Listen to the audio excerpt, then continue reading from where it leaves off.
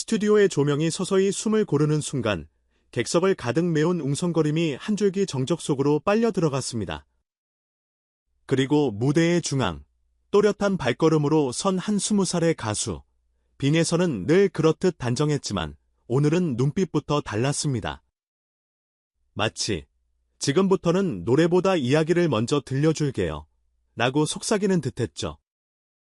그가 꺼낸 건 화려한 경력이나 상을 나열하는 소개가 아니라 누구나 한 번쯤은 가슴 어딘가에 묻어둔 이야기, 첫사랑.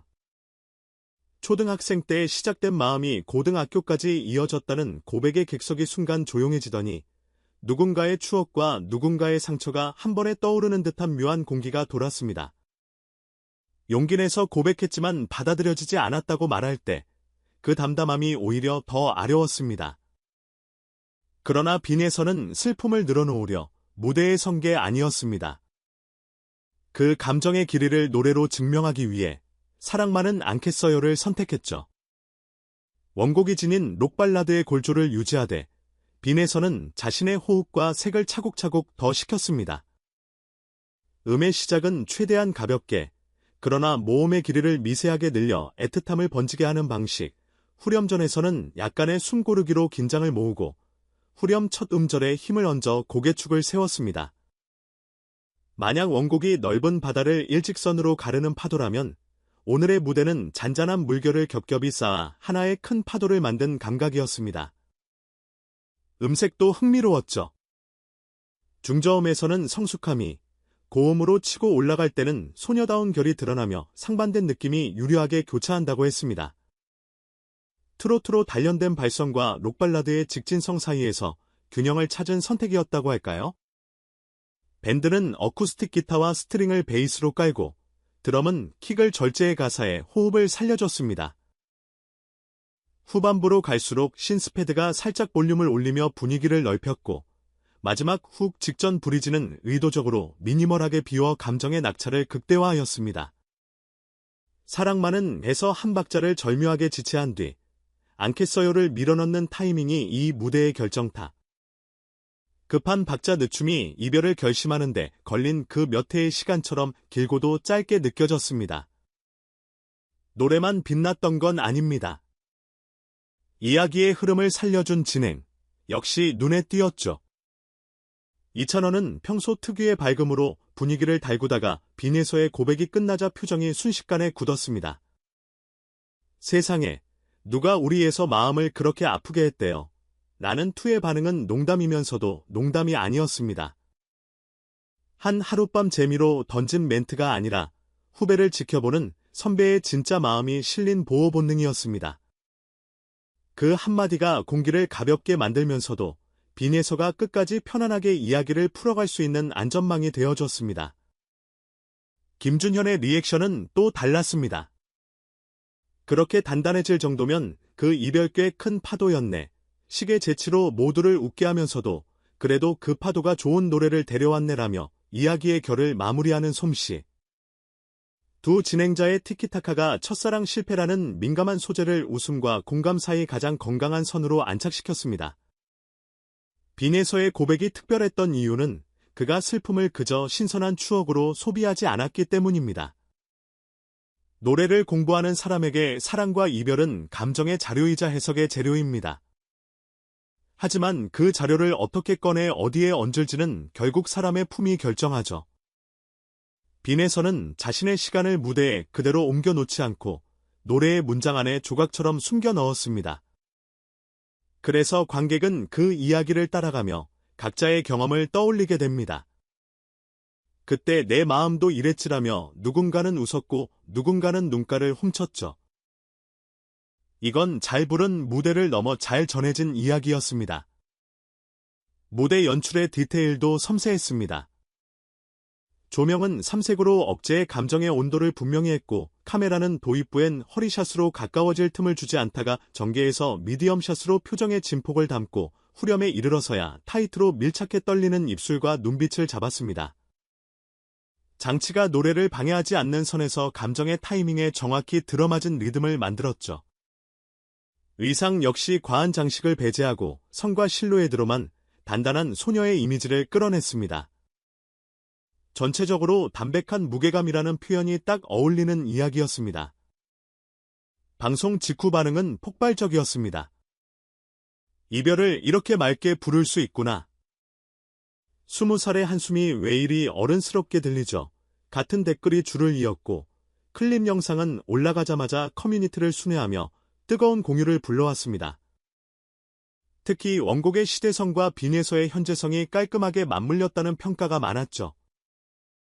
부모 세대가 오래도록 사랑한 명곡이 젊은 가수의 해석을 만나 새로운 표정을 얻는 순간 이 프로그램이 가장 잘하는 장면이자 우리가 음악으로 연결되는 방식을 상기시키는 장면입니다. 윤수일의 이름을 들으면 자동으로 떠오르는 그 시절의 풍경과 빈에서의 목소리에서 새어나오는 지금의 온도가 한 프레임에 겹쳐졌습니다. 그 겹침이 만든 건 단순한 향수도 얄팍한 새로움도 아닌 지속 가능한 감동이었습니다. 무대 뒤에서는 더 많은 이야기가 이어졌습니다. 빈에서는 리허설 때부터 어디서 호흡을 절제하고 어디서 감정을 폭발시킬지를 끝없이 실험했다고 합니다. 후렴 직전 고개를 아주 미세하게 숙여 호흡의 길이를 늘리는 동작, 치는 박을 한 티크 늦춰 가사의 무게를 강조하는 리듬 감각, 그리고 가장 높은 톤에서 비브라토를 줄이고 스트레이트 톤으로 질주해 남기는 여운까지 이건 단지 타고난 감각만으로 되는 게 아닙니다. 스스로의 경험에서 수집한 감정들을 수술하듯 분해해야 하고 음악적 언어로 다시 조립하는 과정이 필요합니다. 어린 나이에도 불구하고 그 어려운 일을 그는 차분히 해냈습니다. 그래서 신동이라는 오래된 호칭이 더 이상 어울리지 않는다고 느낀 이들이 많았습니다. 그는 이제 어린 자라는 가수가 아니라 젊은 아티스트입니다. 이 무대가 남긴 파장은 프로그램 바깥에서도 확장되었습니다.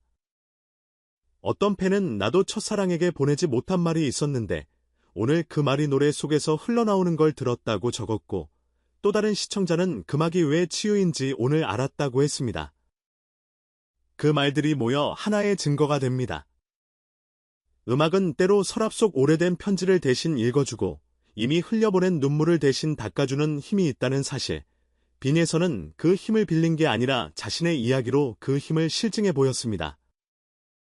실패를 비밀로 감추는 대신 성장의 연료로 공개하는 태도. 이것이 오늘 우리가 가장 크게 박수를 쳐야 할 지점일지 모릅니다. 여기서 잠깐 무대와 진행의 호흡을 콘텐츠 관점에서 해석해 봅니다. 요즘 음악 예능이 성공하려면 세 가지가 필요하죠. 서사, 해석, 확장성. 빈에서의 고백이 서사를, 그녀의 노래가 해석을, MC들의 티키타카가 확장성을 만들었습니다. 서사 없이 노래만 있으면 감동이 얕고, 해석 없이 서사만 있으면 심파가 되며, 확장성 없이 둘만 있으면 그 장면에서 끝나버립니다. 오늘은 세 개의 축이 정확히 삼각형을 이루었습니다. 그래서 방송이 꺼진 뒤에도 이야기와 노래가 계속 회자되는 겁니다. 그리고 이 구조는 앞으로 빈에서의 커리어에도 고스란히 적용될 수 있습니다. 자신만의 이야기를 다양한 장르로 풀어내고 무대 밖에서의 소통으로 세계를 넓히는 방식, 이미 오늘 한번 성공적으로 작동한 공식을 그는 더 깊고 넓게 가져갈 수 있을 겁니다. 전문가들의 평도 흥미롭습니다. 트로트 감성의 디테일을 잃지 않으면서 록발라드의 직선성을 확보했다. 중저음의 살결이 생각보다 탄탄하다. 후렴에서 미세한 박지현으로 가사의 결을 살아나게 했다. 테크니컬한 칭찬이 이어졌습니다. 무엇보다 감정을 과시하지 않고 감정이 지나가도록 놔두는 태도가 좋았다는 평이 눈에 띄었습니다. 이건 어른들이 가진 노련함과 닮았죠. 감정을 크게 흔들수록 관객이 더 감동할 거라 생각하기 쉽지만 사실은 다릅니다. 관객이 자신의 감정을 얹을 빈칸을 남겨야 깊은 공명이 생깁니다. 오늘 빈에서는 그 빈칸을 절묘하게 남겼습니다. 그래서 많건 이들이 각자 다른 포인트에서 울고 각자 다른 문장을 떠올렸습니다.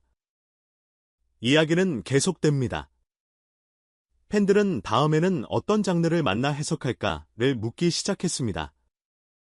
발라드, 포크, 재즈 스탠더드. 장르가 무엇이든 오늘의 방식, 진짜 자신의 이야기를 음악이라는 언어로 번역해 전달하는 방식만 흔들리지 않는다면 빈에서는 무대를 넓히면서도 자신을 잃지 않을 겁니다. 동시에 그는 더 단단해질 것입니다. 첫사랑이 그랬듯 앞으로도 수많은 감정이 그를 찾아올 테니까요. 중요한 건 그 감정들을 숨기지 않고 탓하지 않고 고이고이 씻어 무대 위에 올리는 법을 배웠다는 사실입니다. 그게 예술가의 성장입니다. 오늘의 결론을 여러분과 나누며 마무리할까 합니다. 우리는 한 20살 가수가 과거의 상처를 꺼내 보이며 그 상처를 반짝이는 노래로 바꾸는 장면을 목격했습니다. 그 용기는 누군가에게 나도 내 이야기를 사랑해보겠다는 결심을, 그 노래는 누군가에게 오늘도 버텨볼 수 있겠다는 희망을 건넸습니다. 음악이 할 수 있는 가장 큰 위로는 정답을 알려주는 것이 아니라 함께 앉아있어주는 일이라고 하죠. 빈에서의 목소리는 오늘 우리 옆에 조용히 앉아있었습니다. 울고 싶은 사람 옆에선 한 박자 쉬어주고, 숨 고르는 사람 옆에선 후렴을 밀어주며, 결국엔 서로의 어깨를 두드리듯 괜찮아라고 말하는 방식으로요. 여러분, 이 이야기가 따뜻하게 느껴지셨다면 지금 이 마음이 식기 전에 댓글로 여러분의 첫사랑 노래를 하나씩 추천해주세요. 어떤 곡이든 괜찮습니다. 우리의 서랍을 조금만 열어도 누군가에게 큰 위로가 될지 모릅니다. 그리고 빈에서의 다음 무대가 궁금하시다면 구독과 좋아요, 알림 설정까지 부탁드립니다. 여러분의 작은 클릭이 좋은 이야기가 더 멀리, 더 오래 퍼져나가도록 만드는 힘이 됩니다. 오늘 밤 각자의 방에서 꺼내보는 첫사랑의 조각들이 부디 맹렬한 아픔이 아니라 조용한 빛으로 남길. 그 빛이 다시 노래가 되어 무대에서 우리를 만날 그날까지 우리는 또 하나의 이야기를 기다리겠습니다.